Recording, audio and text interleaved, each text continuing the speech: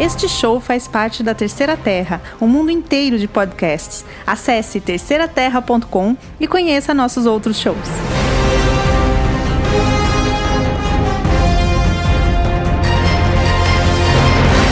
Começa agora o Holodeck, o podcast da Terceira Terra sobre ficção científica. Você nos encontra em holodeck.terceiraterra.com.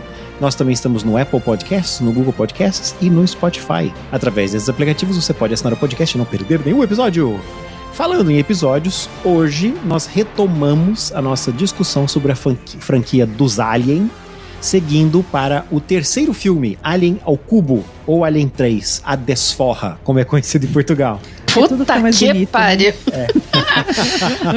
Alien a Desforra. Jesus. É porque eles não sabiam que ia ter um outro filme, né? O próximo. O Alien 4, aqui. O Alien 3 é a Desforra, o Alien 4 é que porra é essa? Tipo, pra combinar, né? Hoje, como vocês perceberam, eu sou o Marcelo, eu tô aqui com a Sibila. E aí, Sibila, beleza? Nhainha. A Sibila pode ser encontrada em momentumsaga.com ou .com.br, eu nunca lembro. É .com, gente, .com. É porque eu não termino de digitar. Não tem BR. Eu começo a digitar no navegador, momento ele já aparece, eu dou enter. Tá viciado já. Também tô aqui com a Luciana, que descobriu ontem que, na verdade, ela não vai levar um ano e meio pra acabar o doutorado, vai levar um ano só, né? Nossa, não. Que alegria, gente.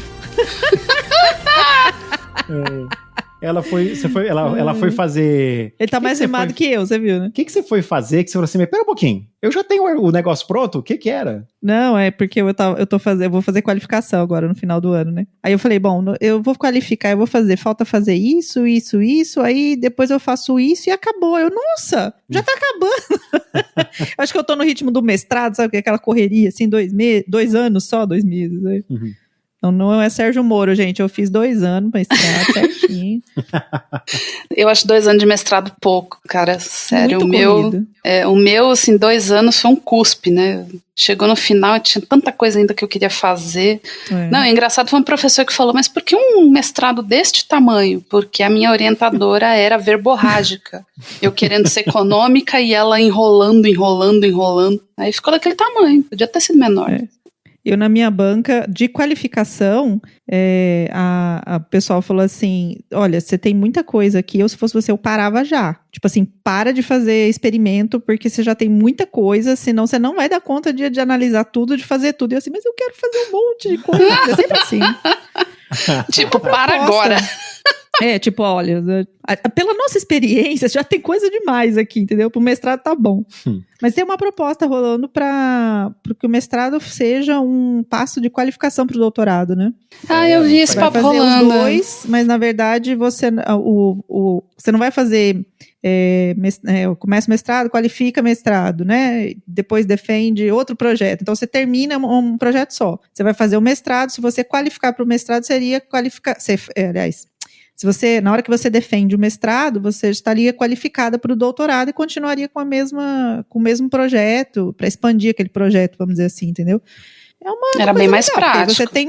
Você tem mais tempo para desenvolver tudo aquilo, né? Então, o mestrado seria como se fosse uma qualificação para o doutorado mesmo, né? Bem melhor. Mas agora enfim, não vai ter mais universidade, não vai ter mais ciência, não vai ter mais nada, então... Não vai ter nada, pra que essas coisas, né? Vou botar o meu diploma para, sei lá, para a porta. Jogo americano. Logo, entendeu? Jogo americano, verdade. Né? O tamanho do diploma é certinho para um jogo americano. Acho que tá aí, é uma boa ideia. Bom, que tristeza, gente. Vamos falar de ficção científica, velho. O terceiro filme da série Alien é talvez o mais controverso, né? Pelo fato de que você tem 2 filmes, tem 2 versões desse filme, nós vamos discutir nesse episódio. Só que antes da gente chegar a essa parte sobre as filmagens e as edições, vamos falar um pouco sobre a pré-produção e os roteiros, plural, que esse filme teve. Luciana... Ou não teve, né? Pode dar a ficha técnica do filme, por favor? Bom, o filme foi dirigido por David Fincher e lançado no cinema em 22 de maio de 1992, um dia antes do meu aniversário, com um orçamento de 50 e 55 milhões de dólares, entre 50 e 55 milhões de dólares, né, que seria 90 a 100 milhões em dinheiro de hoje. O roteiro final é de David Giller e Walter Hill. Walter. que também produziram os filmes. Walter Hill também produziram os filmes. Walter Colina. Com Larry Ferguson, né, tá difícil de ler hoje, o mesmo roteirista de Highlander, o Tira da Pesada 2, Caça ao Outubro Vermelho e Rollerball, que são, assim, do mesmo naipe que Alien, né? Tipo assim, o mesmo estilo de filme. O mesmo cara que fez o roteiro de Um Tira da Pesada, fez o Caçado ao Outubro Vermelho e Rollerball, tipo, cara. eu faço qualquer coisa, me dá aí que eu faço. É assim que funciona. Isso tá parecendo topa tudo por dinheiro, né, gente? Não é? Ô, bicho! E tem coisa boa e coisa ruim aí no meio, né? Mas, exato! Por exemplo, Rollerball é um clássico. Né? Caçado ao Outubro Vermelho nem é tão bom assim. Highlander não fez sucesso. Não fez sucesso. Enfim, tá tocando a musiquinha do Tiro da Pesada na minha cabeça nesse momento. Bom, retornou a franquia Sigourney Weaver como Ripley, né? Que sem ela não tem Alien. A gente sabe disso pelos filmes que vieram depois. E Lance Henriksen, que faz a voz do Bishop na cena em que a Ripley reativa o que sobrou do Android. Eu acho que a gente não tem que falar que vai ter spoiler, porque, né? Pelo amor de Deus. Pelo amor, se né? Você não viu até agora, amigo, né? Tipo, né? Para aqui e vai ver, né? Antes de terminar de ver. Ou foda-se, ouve do mesmo jeito, né? Porque... Exatamente, né? O Xenomorfo, ou Xenomorfo. Não, em português é Xenomorfo mesmo. Mas Xenomorfo o Alien. É uma coisa meio... Como é que fala? O bicho. O trem. O bicho. O monstrinho. Tem isso, tem as coisas engraçadas. O gremlin do filme. Existe um elemento, um gás nobre chama xenônio, que tem alguns carros usam dentro das lâmpadas. Só que as empresas de marketing não gostam, né? Eles falam que a luz é de xenon. Porque parece que xe fica muito aportuguesado, né? Porque a gente não fala português, né? Mas enfim, o xenomorfo, os alien, é interpretado por Tom Woodruff Jr. Nossa, mas parece que os nomes estão difíceis só porque eu não, né? Enfim, tô sem teste. Que foi o coordenador de efeitos dos monstros em Aliens, o Resgate, né? Então ele coordenou os efeitos de e foi fazer a roupita, colocou, ele deve ter olhado e falado assim, não tem jeito de eu não entrar nessa roupa. Eu preciso fazer esse bicho. Além de trabalhar com efeitos práticos e maquiagem, geralmente relativo a criaturas, ele também atua regularmente como gorilas em filmes e TV, né? O Woodruff Jr. é, por exemplo, responsável pela maquiagem do Fera em X-Men First Class. O Tom Woodruff Jr. foi recomendado pelo Stan Winston por já ter trabalhado com ele. E aí a empresa que o Woodruff Jr. tinha fundado com um tal de Alec Gillis foi contratada para fazer os efeitos visuais do filme. Stan Winston é o cara das criaturas, o cara dos monstros, né, em Hollywood. E pessoal que monta empresa depois para fazer monstro por conta própria, geralmente trabalhou com o Sam Winston primeiro. Esse filme, os efeitos deles tem alguns que são muito bons e outros são muito ruins, né? Tem uns aliens que são até meio verde, assim, que você vê que ele tá colado, parece que alguém colou a figura dele, assim, Nós já estamos nós já estamos nos anos 90 em que já começa a ser possível usar computação gráfica para fazer rotoscopia. Só que tá super incipiente ainda. Então você tem as cenas de tela verde ou tela azul que faz a rotoscopia. Que a rotoscopia é você cortar a criatura e recortar uma imagem. Uma colagem, na verdade. Você vê, tipo assim, que tá colado na tela, né? Ainda, e como ele usa alguns efeitos, tipo assim, você vê que tem cenas que são feitas com ele vestido, enfim, porque ao longo da quadrilogia, sei lá, quantilogia Alien que foi feito, né? Porque agora tem filme de Alien pra tudo quanto é lado. Você tem uso de gente vestida, você tem uso de animatronics e tal, e assim, nesse filme dá pra ver a diferença muito clara na cena, assim, porque fica muito evidente quando eles estão usando. Sim, porque a cor não combina. A cor não combina, exatamente. O efeito especial é aquela coisa, né, que se você percebe, é porque ele ficou mal feito. Se você nota que aquilo é um efeito especial, é porque ele ficou mal feito. E no caso do Alien 3, é uma das coisas mal feitas da história. Mas, assim, você sabe que quando eu vi esse filme... Umas das é ótimo. Todos os filmes dessa época que tinham dinheiro para comprar computação gráfica, sofreram. Você pode pegar todos os filmes do começo dos anos 90. Todos os CG... A tecnologia era muito inicial ainda, né? O CG é todo ou a rotoscopia, tudo uma porcaria. O que você vai falar? Quando eu vi esse filme, quando eu era adolescente, eu não achei ele tão ruim, mas é aquela coisa, você é adolescente, você acha bom qualquer coisa, né? Mas depois, quando eu vi ele de novo, foi, assim, você vai com um olhar um pouco mais crítico, um pouco mais atento. Meu Deus, né? Caramba. Eu ainda não consigo decidir quem que é o pior, se é o 4 ou se é o 3. Eu tendo a pensar no 4, apesar de algumas coisas boas no filme. Mas, meu Deus, cara. Eu não dou conta de fazer essa classificação, não. Eu também não. Eu gosto de todos. É aquela história, a gente gosta porque é Alien, né? Mas, assim, se for pensar mesmo, esse filme é meio sofrido, né? Assim, não é que você não vá ver, você assiste porque, pô, é a Ripley, é o Alien. Mas numa escala de gosto, ele tá lá embaixo, gente. Não tá em cima, não.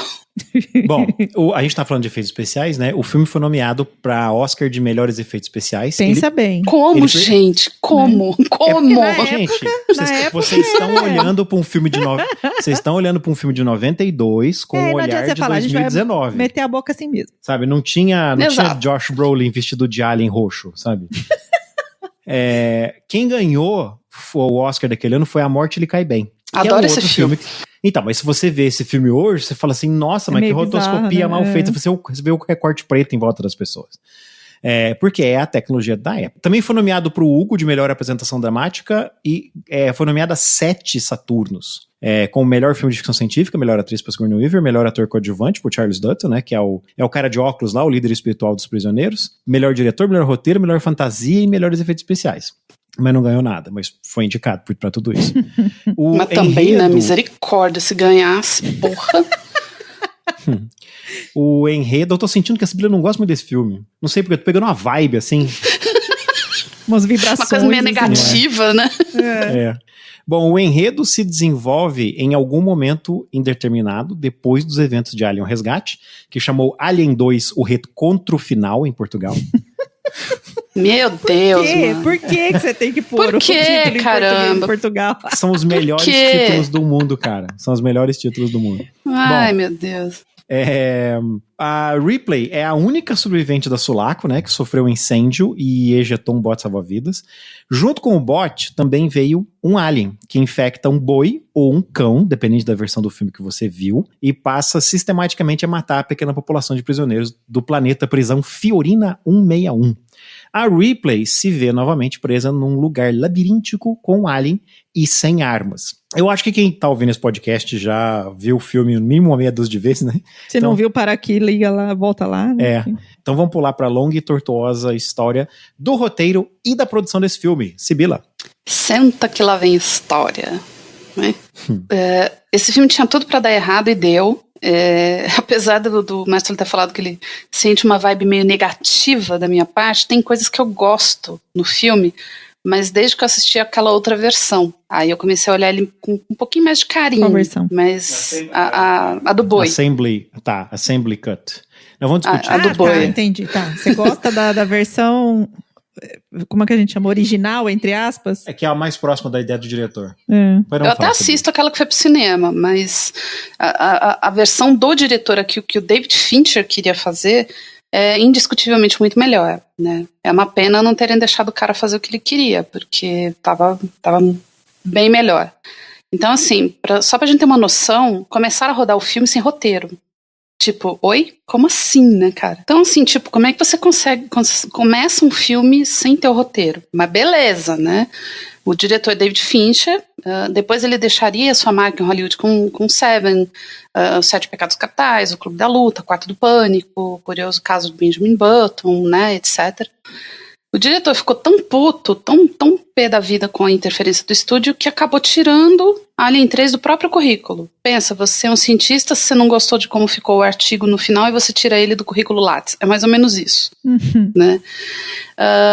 E quando da produção das edições especiais e restaurações de 2003 começaram, ele fingiu que o papo não era com ele.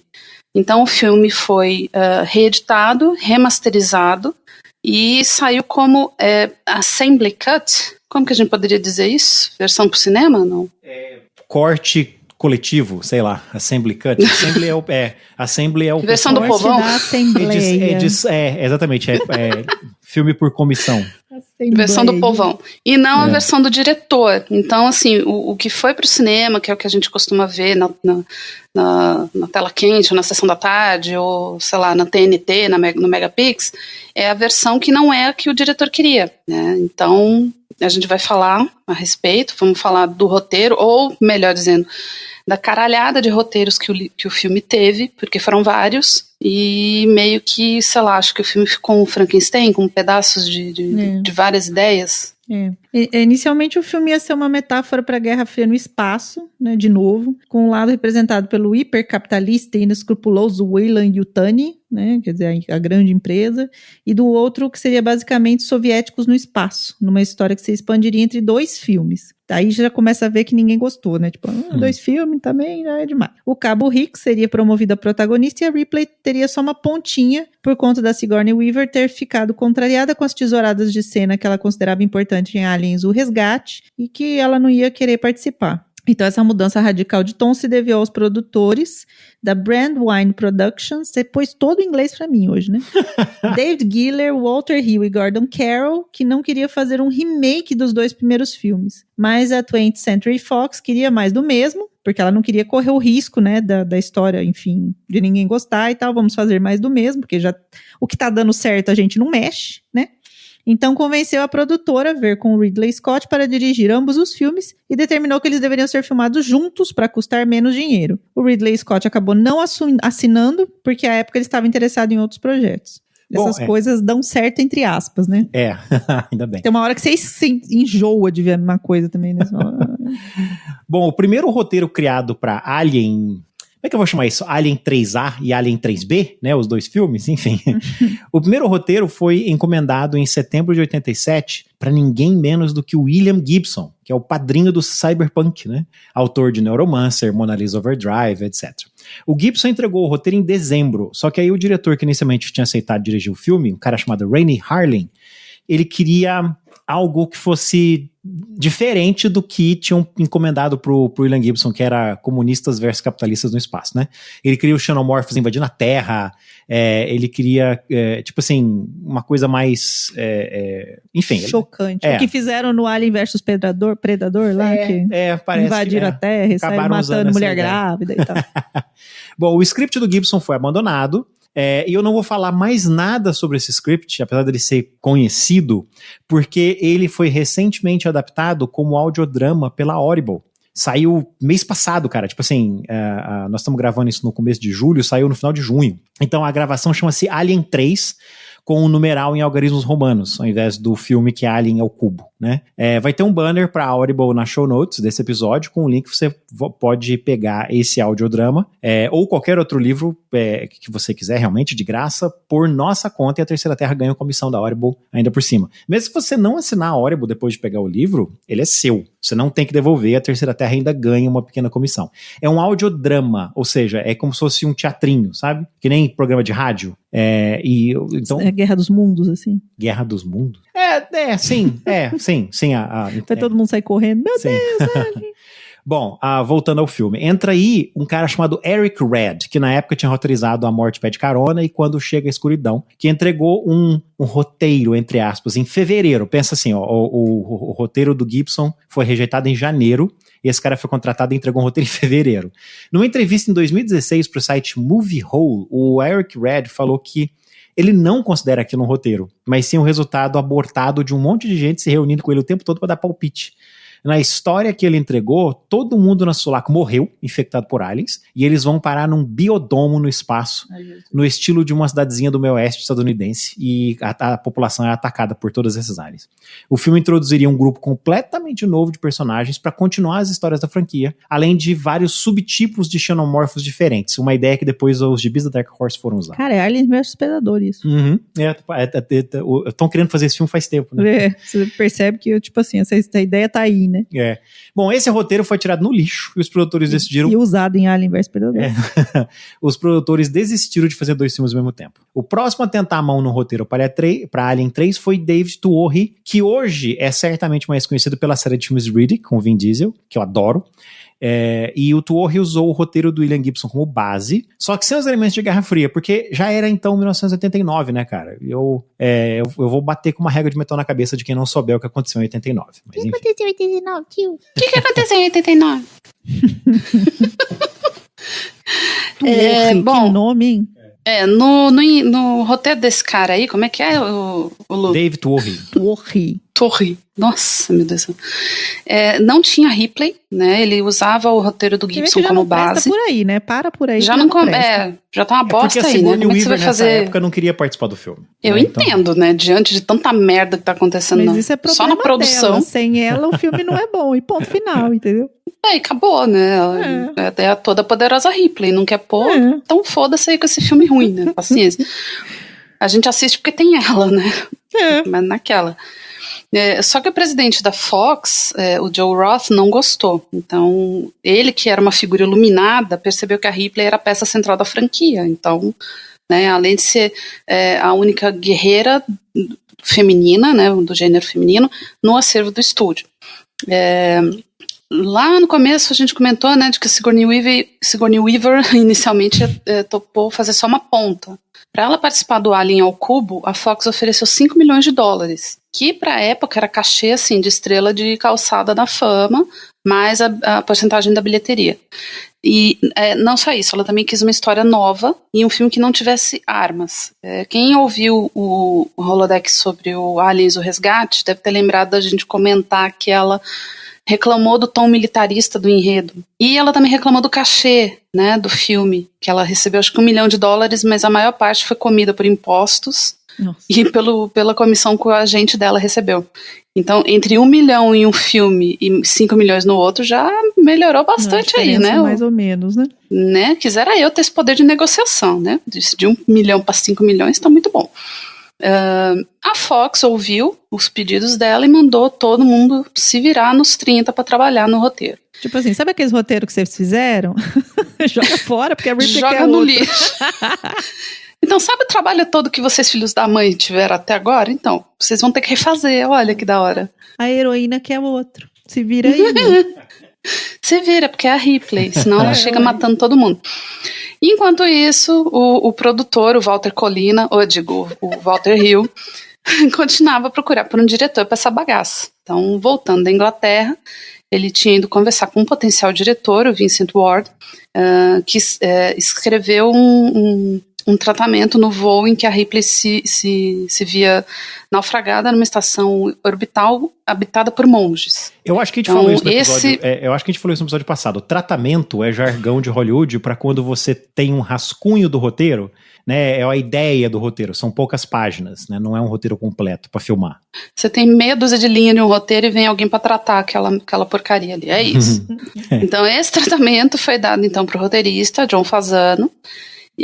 O roteiro imaginado por Hill e pelo diretor Vincent Ward e escrito por Fasano é muito parecido com um filme que existe, que é uma colônia tecnologicamente atrasada, habitada exclusivamente por homens, que acreditam que tanto a presença da Ripley quanto do Alien são um teste divino.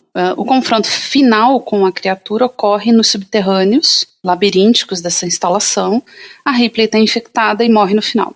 Então, a diferença, e foi tirado muito sarro disso na versão dos comentários do filme, é que esse planeta, esse satélite, ou essa estação espacial, essa caralha de lugar, seria feita completamente de madeira, com os monges rejeitando qualquer tipo de tecnologia e vivendo neste, sei lá, que raio de merda é essa árvore no espaço.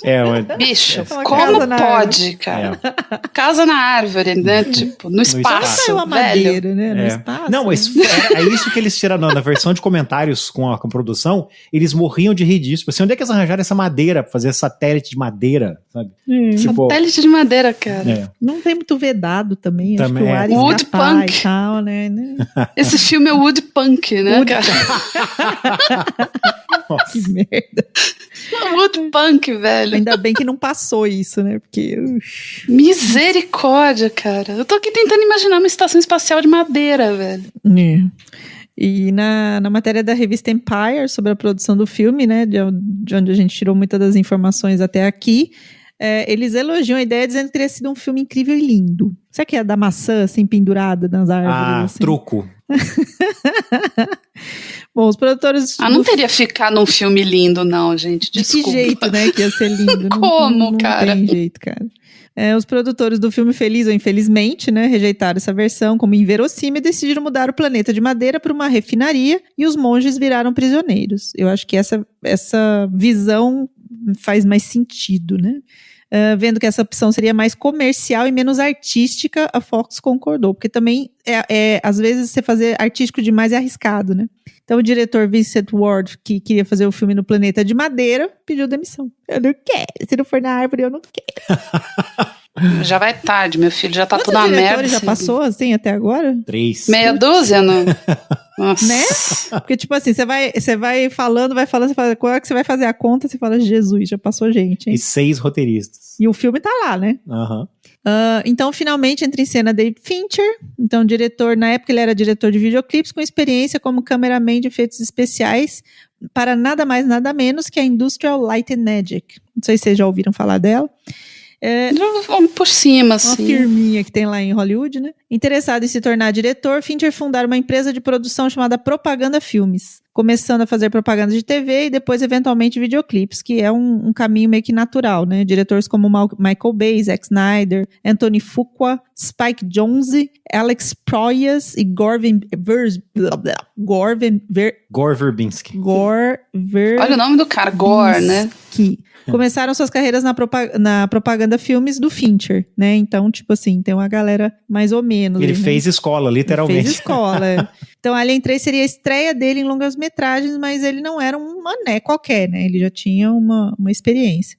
Mas especula-se que a sua experiência com Hollywood pode ter afetado algumas decisões no filme. Vamos a isso. Ai, misericórdia.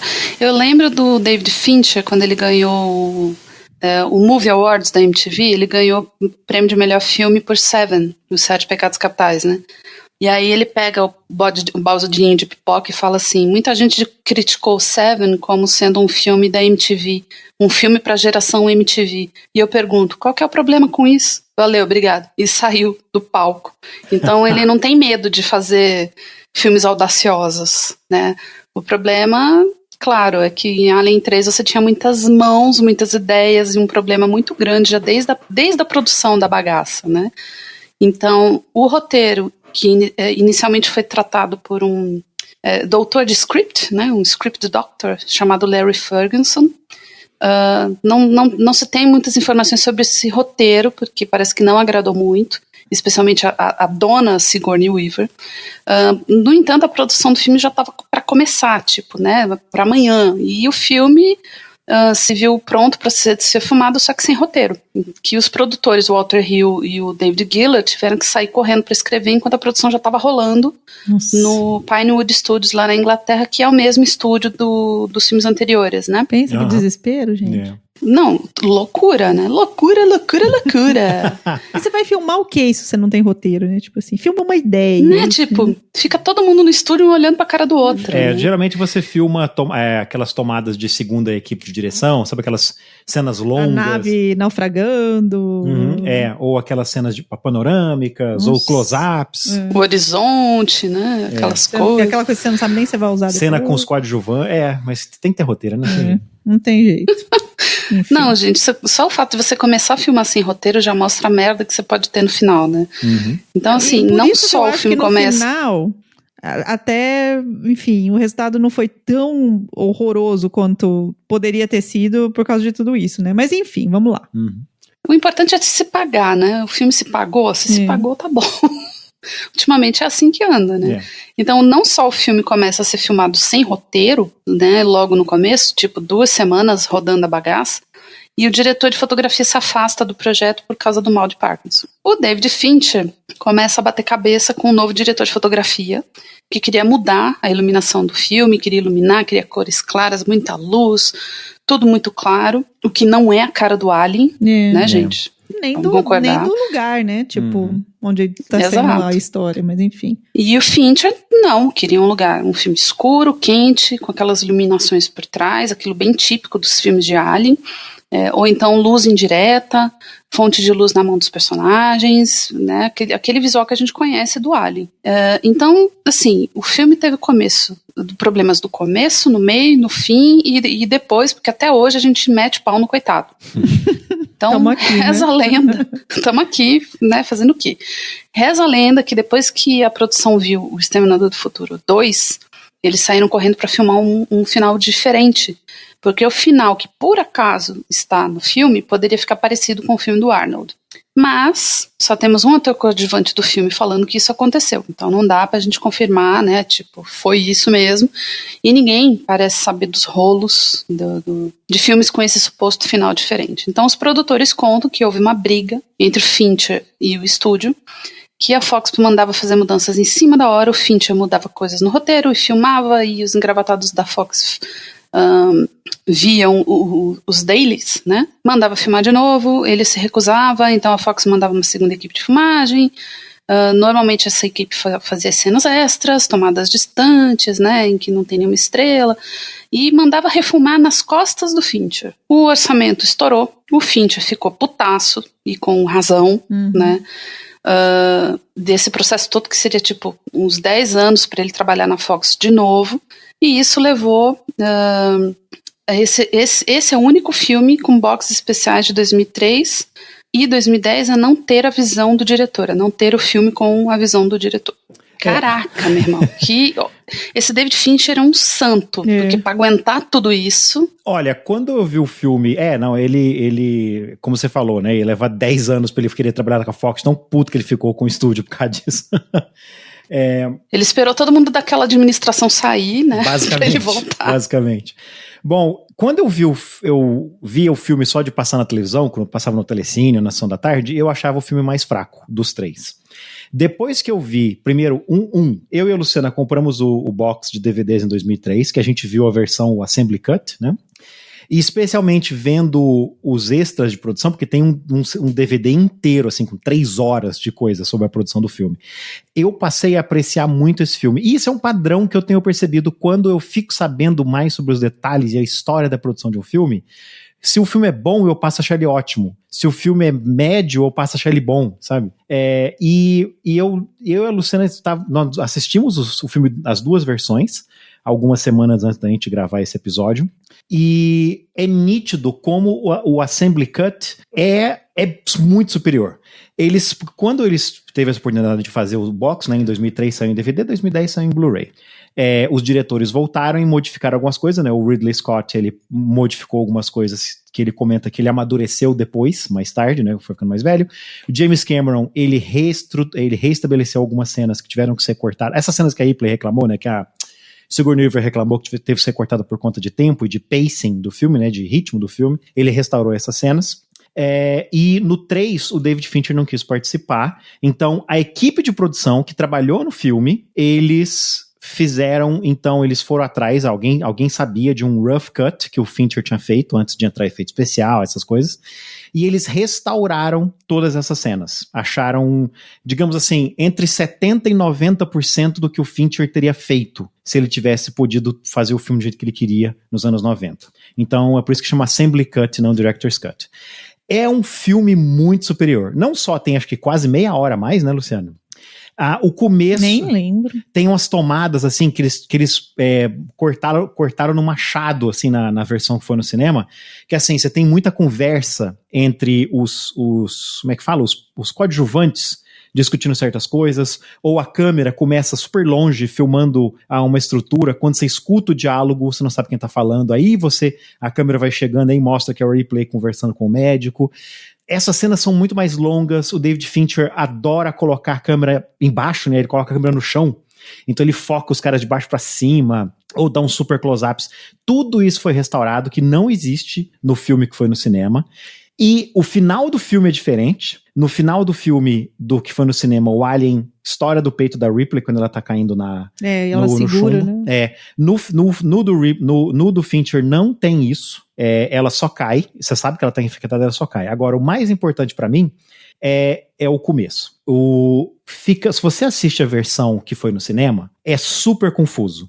Porque é o seguinte, começa com uma cena em que tem uma mancha de sangue em algum lugar, e aí tem uma queda, pinga um ácido num negócio que é claramente um isopor, que inclusive a produção, o diretor de efeitos especiais, ele falou que ele se arrepende, porque eles tiveram que fazer aquela cena super rápido, então tá muito na cara que é isopor, que eles estão derrubando... O que é, Luciana? É tem um produto químico que a gente encontra no dia a dia, assim, em casa, que derrete isopor? Esmalte. Alguma coisa assim. Acetona. Acho que foi a acetona que eles derrubaram, que ele falou, cara, essa cena foi muito... A gente fez em um dia, ele não gostou, mas enfim. E aí é o seguinte... Então, eles são... O Riggs é morto, porque cai uma pedaço de metal na cara dele, arrebenta ele. Como é que chama? A Newt. Morreu afogada. E tem a Ripley, que você descobre que ela tem um alien dentro dela. Quando ela vai investigar os restos do escape pod, ela vê mancha de ácido derretido.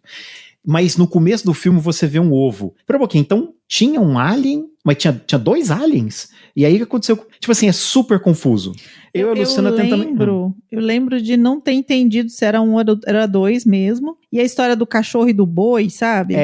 Tipo, porque os cortes estão muito ruins, você não entende. A versão do Assembly Cut, que seria a versão da David Fincher, é muito mais óbvia. Tinha um alien na Sulaco que infectou a Newt. Quando o escape pod cai na água, como o vidro da Newt está quebrado, porque o facehugger quebrou como é que fala? A tampa da hiperbárica, né? O facehugger não, desculpa, o chestbuster, ele sai de dentro da Newt e procura pela Ripley. Como é que ele consegue entrar? Como é que ele acessa a Ripley? Na versão do David Fincher, ela não se lembra disso, mas ela acorda e sai do escape pod. Tanto é que ela não é encontrada dentro do escape pod, ela é encontrada na praia. Ela nadou até a praia. Foi nessa hora que o chestbuster entra nela. E esse é um alien diferente, porque se você olha numa cena extra, que inclusive essa cena está no filme original, um dos caras lá da prisão, ele acha um facehugger diferente. O facehugger, ele tem membrana entre os dedos, que especula-se, esse é o facehugger da rainha. E tem um alien dentro, tem um ovo de alien dentro da Sulaco. Esse é o ovo de alien que sai e infecta originalmente um boi. Por isso, ele já nasce grande, que eles chamam de Bambi Buster. Faz todo sentido. Ele não passa pela fase de Chest Buster, que só tem rabinho. Ele já nasce juvenil. Ele nasce grande. Tem essa cena em que ele levanta e chacoalha, assim. Aquilo faz sentido porque ele gestou dentro de uma criatura enorme, de um boi. Não faz o menor sentido ele ser do tamanho de um cachorro, tendo saído de dentro de um cachorro. Né? Que é a cena que eles sumaram mais. Outra coisa legal, as mudanças nesse alien. Eles pediram pro H.R. Giger refazer o Alien para esse filme, né? E ele fez um Alien, ele pôs o domo de volta na cabeça, que o James Cameron tinha tirado. Ele fez esse Alien quadrúpede, com as patas dianteiras super compridas, e ele tirou os tubos das costas desse Alien. Esse Alien não tem aqueles tubos nas costas.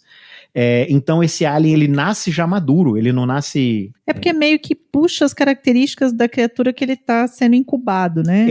Essa era a ideia. Exatamente. E tem um detalhe que, assim, a Ripley, quando ela, no começo do filme, ela reclama que ela tá com dor na garganta. Na versão Assembly Cut, né? Por quê? Porque essa dor de garganta era exatamente por causa da entrada do... Porque o chestbuster saiu. O chestbuster saiu. Entrou pela garganta dela. Exatamente. Então... Na versão do cinema, a gente vê ela passando a mão na garganta, mas não tem nenhuma menção. Ela só fala, eu vou ficar mal por uns dias, mas por causa do hipersono, não por causa do alien. E a cena... Depois, quando o alien fica grande, você tem uma cena em que aquele cara... Tem uma hora que o médico é chamado para uma autópsia num túnel de vento lá. Aquela cena é muito mais longa, porque mostra o cara morrendo, mostra ele achando um buraco de ácido que o alien fez, mostra ele achando a pele que o alien trocou, para dizer que ele já cresceu. Não tem isso no filme original. Tem uma cena que, cara, a cena fica ruim. no filme original. Que ela faz todo sentido e fica ótima no Assembly Cut. Primeiro, que eles estão lá nos túneis e aí o alien mata 2 caras e um cara fica com a cara toda suja de sangue pelo resto do filme e fica meio doido, assim. Ele fica falando que o alien é o diabo. E esse cara, eles têm um diálogo em que explica que ele é meio tantã, porque ele é um assassino, um maníaco homicida, um serial killer, uma coisa assim, que é doido. Ele não é muito inteligente, ou ele vive... Ou não dá pra entender muito bem se ele... Porque ela não tem nenhum profissional, nenhum psicólogo, mas assim, ele é doido. Ele não bate bem da cabeça. E ele fica obcecado com o alien. Ele fala, o dragão, né? Não é diabo, é dragão. Ele fala assim, ele fica obcecado com esse dragão. E tem monólogos dele falando sozinho consigo mesmo, enquanto a Ripley e o médico estão lá na enfermaria, que foi tudo tirado. E aí, quando eles a cena em que o alien aparece e mata o doutor é muito mais longa, mostra esse maluco vendo aquilo e dando uma risada, porque isso é importante depois. Eles conseguem prender o alien dentro de uma sala fechada cheia de barris. Eles prendem ele lá, eles fecham ele. Esse cara escapa, já que não tem ninguém olhando pra ele dentro da enfermaria, porque o médico morreu. Ele vai lá e ele abre o depósito onde o alien tá preso, porque ele quer, a ideia dele é que ele acha que ele vai juntar com o alien e sair matando todo mundo. Obviamente o alien mata ele, mas você não vê essa cena, você vê só ele entrando na escuridão e chamando o dragão. Corta a cena pros prisioneiros e a Ripley discutindo, você vê só o corpo dele no chão, pra Ripley discutindo assim, caralho, o cara soltou ele agora, o que a gente faz? Precisamos do plano B. Então a ideia, o desespero deles de vencer o alien naquele labirinto é devido ao fato de que primeiro plano falhou, que não tem no filme que foi no cinema. Então o filme, o Assembly Cut, ele é muito mais cadenciado, mais bem feito, tem mais cena, tem cena que explica melhor, o começo não é confuso. Podemos falar da morte do doutor? Não me conformo até hoje que aquele cara morreu no meio do filme, assim. Foi foda. E foi uma morte besta. Eu lembro que eu vi primeiro, obviamente, a versão do cinema, né? E caramba, o alien segura o coco dele, aperta e puf, estoura. Eu falei, mano, como assim? Nada a ver. E ele morreu tão rápido. Um personagem tão bom, né? Podia ter desenvolvido um pouco mais. Exato. Eu fico aqui me pensando. E era um personagem com... um personagem com muitas camadas, né? Porque ele era viciado em morfina, né? Perdeu a licença, né? E no fim se tornar o médico da instalação, né? Quer dizer... O cara nem pode mais clinicar, né? E foi a primeira foda da Ripley em 78 anos, né? Não, e eu fico pensando nisso, se não é assim, aquela história de que a grande heroína não pode ter, né? Eu acho que aquilo... Não pode ter ninguém e etc. Temos que matar esse cara porque ela não pode ser feliz ou qualquer coisa nesse sentido. Eu acho que aquilo foi feito por 2 motivos, a minha impressão, né? Eu não li isso em lugar nenhum. Primeiro, pra chocar. Foi escrito por homem. Tem isso também. Primeiro foi pra chocar, tipo assim, porque é logo depois disso que tem a cena em que o alien fareja a Ripley, aquela cena maravilhosa, né?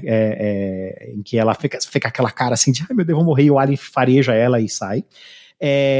E se ela não tem essa conexão mais, faz mais sentido o sacrifício dela no final? Porque seria estranho ela se sacrificar no final. Eu acho que eles colocaram como uma maneira de mostrar que ela não tem como escapar do monstro. Assim, o destino dela está entrelaçado com a história dele. Porque ela mesma fala num determinado momento em que ela sai atrás do bicho, né? Você tá na minha vida há tanto tempo, então você sente que ela já tá, né? Porra, de saco cheio de ter o tempo inteiro, né? Isso eu acho muito legal do filme. Ela tá cansada, ela tá de saco cheio, mas ela vai lá, né? Monta uma equipe, ela lidera o povo. Vai atrás da criatura, mas você vê que ela tá esgotada. Triste quando ela fala pro o cara que seria o padre não, o líder espiritual lá, ele fala, ele não me mata. Sim. ele não quer me matar, tipo assim. Tá acontecendo que ele aquela não quer cena me matar. em que ela, eu não me lembro se na versão a que seria do diretor citar essa cena, mas em que ela vai pra EV e ela começa a passar o scanner no corpo dela, e aquele ator lá que tem o QI baixo é o que tá com ela, né? Sim. Eu achei aquela cena super tensa, super triste, porque é quando ela vê, né, o bicho dentro do peito. Eu falei, caraca, minha irmã. Eu me lembro do susto que eu levei até hoje quando eu vi o filme pela primeira vez, porque até então você não sabe o que tá acontecendo com ela, né? Ela começa a passar mal, você vê que ela torce as mãos, né? Não sei se é com dor ou alguma insensibilidade, e aí quando ela deita naquela cama que o scanner passa, aparece a criatura no peito. Eu falei, meu Deus, velho, que tristeza. Esse ator que fazia esse carcereiro aí, ele também ficou muito puto com o que fizeram com o personagem dele. Não era o personagem dele ser aquele bobão de QI menor. Mudaram no meio da coisa toda. Eu não me lembro onde é que eu li isso. Essa é outra cena que fica melhor explicada no Assembly Cut também. A hora em que ele e a Ripley mexem no computador e fica o sinal aberto e ele contata. Porque você não fica entendendo assim, como é que o Weyland Yutani ficou sabendo? É porque ele contata. Ele avisou. Isso foi tirado no filme que foi no cinema. Tem uma curiosidade legal, você lembrou... Que eles pedem pra não matar a criatura e segurar a Ripley de qualquer forma, né? Tipo assim. Isso, exatamente. Isso, porque eles já sabiam que era uma rainha, né? Eu acho que eles receberam o scanner, né? Sim. Quando ela ela escaneia, é um dado vai pra nuvem da Weyland Yutani. Vai pra nuvem. Tem um detalhe interessante. Foi pra nuvem da Weyland Yutani. Tem um detalhe interessante da produção do filme, porque tá todo mundo de coisa raspada, porque eles têm uma infestação de piolhos. Como é que você filma piolho no Hollywood? No caso deles, eles usaram filhotes de grilo, que é o que você vê o tempo todo. Você vê no boi morto, e você vê naquela cena em que a Ripley tá indo sozinha e conversando, e ela quebra um tubo lá, um cano, que parece um alien. Né? Aquilo ali são filhote de grilo.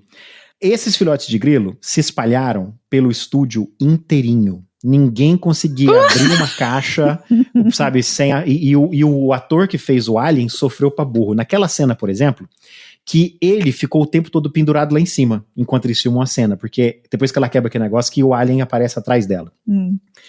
Ele dormiu ali. Ele tava com dificuldade de respirar, porque a roupa era muito apertada. Então ele eu não lembro se ele fala se ele desmaiou um pouquinho ou se ele dormiu mesmo, porque ele ficou parado muito tempo lá em cima. Só que os filhotes de grilo deram um jeito de entrar na roupa dele. Coitado. E ele falou que tava se matando de vontade de coçar. E não tinha o que ele fazer, porque ele tava com a roupa e tava pendurado lá. Ele ficou horas. Quando ele tirou a roupa, ele tava todo picado. Coitado. Coitado, gente. E é interessante que... Deu o sangue pelos aliens. Aqueles filhotes de grilo ficavam adultos muito rápido. Então eles tinham constantemente comprar mais filhote de grilo para colocar no cenário, porque eles iam filmar 2 dias depois, já era adulto os grilos, já não parecia mais pior. Gente, mas tanto seja. Não, imagina o cri-cri-cri dentro do estúdio, né, cara? Né? Pensa. Ai. Cri-cri-cri dentro do estúdio. Eu lembro da primeira vez que eu assisti o filme, que eu achei várias coisas muito confusas, assim. Essa história do alien, de não saber, quer dizer, o cachorro morreu e tal, aí tinha um alien, depois apareceu um boi. Que, acho que no filme original ele aparece... Não, ele sai de um cachorro. Não, ele sai do cachorro, mas no filme original tem uma cena que eles vão ver alguma coisa, esse boi tá pendurado em algum lugar. Tá pendurado, eu não entendia se o alien tinha atacado o bicho também. Fica confuso, Nossa, é muito confuso, eu lembro. Depois que eu assisti mais velha, e eu não sei por quê, não me pergunte por quê, que a minha pessoa, criança infantil, que assistiu esse filme, infantil é ótimo. Tinha 5 anos quando assisti esse filme, né? Nossa. Porque eu não sou dessa época. Mentira. Eu achei que o Alien, eu lembro nitidamente de ter entendido isso, depois assisti o filme de novo e falar, da onde eu tirei isso? Que o Alien estava na cabeça dela. Parece mesmo. Eu tinha essa impressão quando eu era criança também. Tinha? Por causa da maneira como a cena dela sendo escaneada começa a escanear, porque ela está achando que ela está com algum tipo de tumor, porque ela está tendo tontura. E por causa da mão, né, de ela ficar assim com a mão, que parece que tem alguma coisa formigando, sei lá, não sei. Exatamente. E eu tinha a impressão de que ela estava com esse alien na cabeça. Só que no Assembly... Aí no fim do filme ele sai do peito. Pois eu falei, uai. Eu também achei que estava na cabeça dela, mas agora eu não lembro se Alguém mais achou que estava na cabeça? Sibila? Não, nunca achei. De começo, quando ela começa a passar mal, eu imaginava... Eu tinha essa impressão também. Não, eu achava que ela realmente estava doente, que ela tinha algum tumor, alguma coisa assim. E aí, quando ela passa o scanner, a gente vê que... Porque eu achava que o filme seria só tiro, porrada e bomba com o alien aterrorizando os prisioneiros. Quando aparece, né, no scanner, que ela tá com um alien no peito, aí o filme já ganhou uma nova dimensão, né? Porque você tem a tensão de que esse bicho pode a qualquer momento sair do peito dela e você ainda tem o outro correndo por ali. Então, quer dizer, ia se repetir o que aconteceu lá no LV-426. Então, ela não pode impedir, né? Ela tem que impedir antes de que o bicho nasça. Olha que puta correria dessa mulher, né? Virou uma contagem regressiva sem querer, né? Então, nesse sentido, pra mim, bom, eu adoro o Assembly Cut, eu não consigo ver a versão original de novo. E eu vejo esse filme como um retorno à forma. Tipo, no Aliens o Resgate tivemos centenas de aliens e tiroteio por todo quanto é lado. Esse filme volta à fórmula do terror. E não adiantou nada o tiroteio, né? Esse filme volta à forma do terror e do abandono, que é o primeiro filme, que é aquela sensação de que não tem o que fazer, não tem pra onde ir, né? E não tem arma, né? E é o primeiro de uma série de filmes de uma carreira prestigiosa, que é a do David Fincher, por mais que ele renegue o filme, né? Tem um discurso muito bom da Ripley, né, em que os prisioneiros estão em volta ali, estão todos conversando para como lidar com o bicho, né? E aí eles falam, vamos esperar a companhia chegar, tal, eles vão trazer arma, vão trazer soldados, e aí a Ripley fala, eles não vão matar o bicho. Como assim eles não vão matar? Como é que ela fala?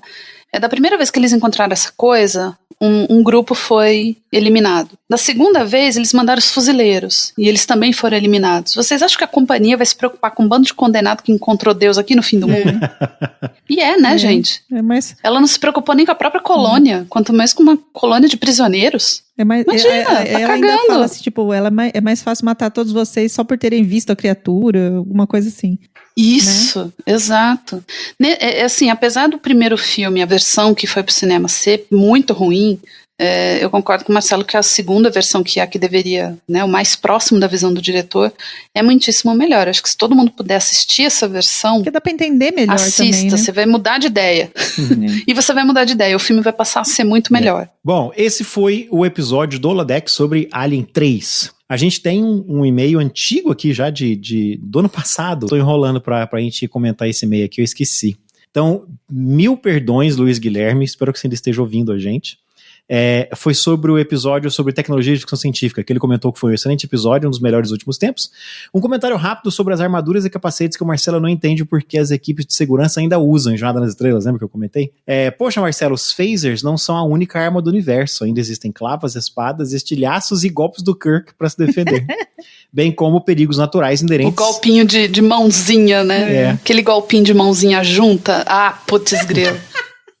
Aquele, como é que chama? Chama Karate Chop. Chop seria o quê? Tipo cortar assim de golpe? De faca, assim? Seria... Uma vez alguém traduziu isso uma vez, cara, que foi engraçado. Madeirada do karatê? Não lembro. Enfim, é Karate Chop do Kirk, assim, né? É a mesma arte marcial que a moça dos Vingadores. Antes da Marvel tinha uma série de TV britânica chamada Os Vingadores. E a moça, o cara era inglês, usando chapéu coco e terno e gravata e bengala. E a moça usava catsuits, sabe aquelas roupas inteiras assim, com zíper até metade? E ela lutava karatê, com grandes aspas, porque o karatê dela era 2 mãos assim, riste assim. Bom, e tem as armas dos Klingons também, né? Tipo... Disruptores também, na verdade, são piores que phasers. Disruptor arranca pedaço. Bom, enfim, o Luiz Guilherme termina com um abraço e desejo vida longa e próxima pra você também, Guilherme. Você tem toda a razão. Aquela armadura não é pra defender contra phaser, direto eles vão em planeta que o nego taca pedrada nele, sei lá. Pedrada muito bom. Desculpa o atraso de meses de ler esse e-mail. E sempre tem as pedras que caem do teto, né? Também tem. Tudo que explode cai pedra do teto. Não, e aqueles robô que te atira de um lado pro outro da sala, né? Sempre tem essa. Verdade, tem muitos perigos. Olha, mas pera lá, né, Facada. cara? Você tem... Mas peraí, gente, as naves têm escudo, você não consegue fazer um escudo corporal da mesma maneira? O Worf fez isso num holodeck uma vez. Stargate tem, cara. Stargate tem Jornada nas escudo Estrelas, corporal. Jornada nas Estrelas estabeleceu na nova geração, eu acho, que a tecnologia ela é inconstante, porque o Worf consegue. No episódio A Fistful of Datas, ele faz um escudo pessoal para proteger de bala, de tiro. Que é igualzinho a mesma tecnologia do escudo da nave, só que ele falha depois de alguns segundos. Aparentemente, você precisa de algum gerador grande ou alguma coisa muito complexa. Claro. Aquela desculpa, né? Óbvia. Tá muito caro fazer esse efeito especial. Vamos dar uma desculpa Tinha aqui pra não... Se bem que os Borg tem, né? Os Borg tem. Né? Os Borg sempre tiveram. Ninguém na frota estelar inteira teve a ideia de adaptar esta tecnologia. Nem a 7 de 9. É verdade. Verdade. Ponto negativo pra 7 de 9. Então, escrevam pra gente, para holodeck@terceiraterra.com, e nós vamos tentar levar menos do que 6 meses para ler os seus e-mails no ar.